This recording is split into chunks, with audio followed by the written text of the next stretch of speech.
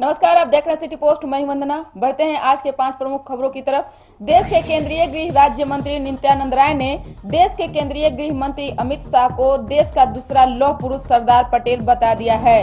नित्यानंद राय ने कहा कि अमित शाह देश के दूसरे सरदार पटेल हैं जो देश की एकता अखंडता के साथ कोई समझौता नहीं कर सकते।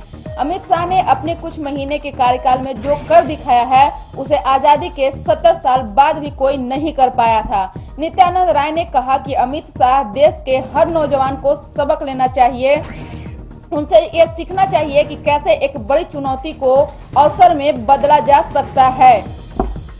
अमित शाह के बारे में बिहार के उप मुख्यमंत्री सुशील कुमार मोदी ने एक बड़ा खुलासा किया है। सुशील मोदी ने कहा है कि अमित शाह अपनी कुर्सी के पीछे 2 तस्वीर रखते हैं। इन तस्वीरों का खास मकसद है, एक तस्वीर चाणक्य की है तो दूसरी सावरकर की है। अमित शाह आखिरकार इन 2 तस्वीरों को अपनी कुर्सी के पीछे हमेशा क्यों रखते हैं? इस राज से पर्दा उठाते हुए सुशील मोदी ने कहा कि खुद अमित शाह से उन्होंने ये सवाल किया था।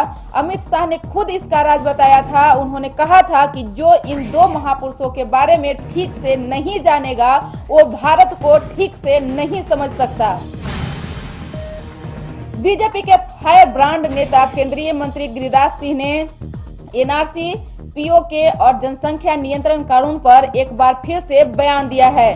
गिरिराज सिंह ने कहा है कि अगर जनसंख्या नियंत्रण कानून लागू हो जाए तो भारत भी चीन जैसा विकास कर सकता है। पीओके पर उन्होंने कहा कि पीओके को हासिल करने के बाद ही संपूर्ण कश्मीर की राष्ट्रीय धारणा पूरी होगी। एनआरसी के बारे में गिरिराज सिंह ने कहा कि 1971 में तत्कालीन प्रधानमंत्री श्रीमती इंदिरा गांधी ने माना था कि देश में घुसपैठियों के खतरे बढ़ गए हैं, उन्हें हटाया जाना देश हित का काम होगा, लेकिन वोट के सौदागरों ने उन्हें ऐसा नहीं करने दिया था। अब जब मोदी सरकार ऐसा करना चाहती है तो सबके पेट में दर्द हो रहा है। गिरिराज सिंह ने कहा कि एनआरसी का लागू होना देश हित का काम है क्योंकि भारत कोई धर्मशाला नहीं है। गिरिराज सिंह ने यह भी कहा कि एनआरसी का बिहार बंगाल में लागू होना वोट बैंक की बात नहीं बल्कि देश हित के लिए जरूरी है। एक तरफ देश के महान गणितज्ञ वशिष्ठ नारायण सिंह की उपेक्षा का आरोप बिहार सरकार पर लग रहा है, वहीं दूसरी तरफ आज वशिष्ठ नारायण को श्रद्धांजलि देने उनके गांव पहुंच रहे हैं। लोग आरजेडी सुप्रीमो लालू यादव की मेहरबानियों को याद भी कर रहे हैं। गांव के लोगों का कहना है कि लालू यादव गणितज्ञ डॉक्टर वशिष्ठ नारायण सिंह से मिलने बसंतपुर पहुंचे थे। लालू प्रसाद यादव तब इतने भावुक हो गए थे कि उन्होंने कहा था कि बिहार को हमें भले ही बंधक रखना पड़े, हम महान गणितज्ञ का इलाज विदेश तक कराएंगे। लालू प्रसाद यादव ने 1994 में ही वशिष्ठ बाबू को बेहतर इलाज के लिए बंगलुरु स्थित निमहंस अस्पताल में सरकारी खर्चे पर भर्ती कराया, जहां 1997 तक उनका इलाज चला। इससे उनकी स्थिति में सुधार हुआ और वहां से वे अपने गांव बसंतपुर लौट आए थे। गांव के लोग इस बात को भी नहीं भूलते हैं कि आइंस्टीन की सापेक्षता के सिद्धांत को चुनौती देने वाले इस गणितज्ञ को ढूंढने वाले 5 लोगों को लालू प्रसाद यादव की पहल पर नौकरी मिली थी। यही नहीं, वीर कुंवर सिंह विश्वविद्यालय में वर्ष 2005 से कुछ सालों तक स्नातकोत्तर गणितज्ञ में प्रथम स्थान पाने वाले विद्यार्थियों को वशिष्ठ नारायण स्वर्ण पदक से अलंकृत किया जा रहा था। देश के नेता देश के वैसे महापुरुषों को भूल चुके हैं जिनकी जाति चुनाव में कोई खास मायने नहीं रखती, यानी जिस महापुरुष के नाम पर उनकी जाति का वोट नहीं मिलता है, नेता उसे याद करना या फिर उसे सम्मान देना जरूरी नहीं समझते।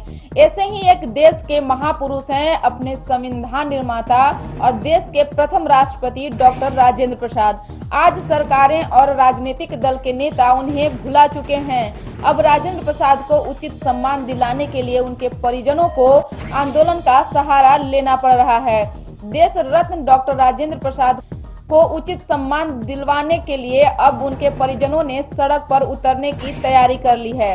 डॉक्टर राजेंद्र प्रसाद की पोती तारा सिन्हा ने कहा कि देश के पहले राष्ट्रपति के नाम अब तक न तो एक भी राष्ट्रीय दिवस घोषित किया गया है और न ही कोई राष्ट्रीय कार्यक्रम तक ही किया जाता है।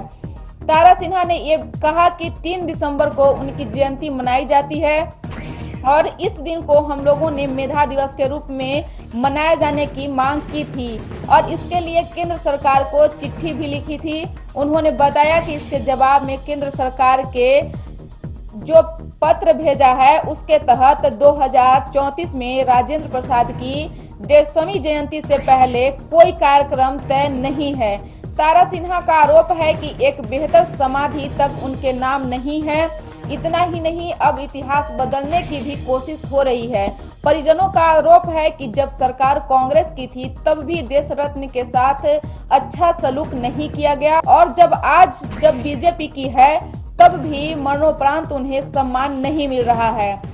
इस खबर में इतना ही। अगर आपको हमारी खबर अच्छी लगे इसे अपने दोस्तों के साथ शेयर करें, लाइक करें, हमारे YouTube चैनल को सब्सक्राइब करें, बेल आइकॉन जरूर दबा दें। आपका प्यार और समर्थन मिल रहा है उसके लिए बहुत बहुत धन्यवाद। नमस्कार।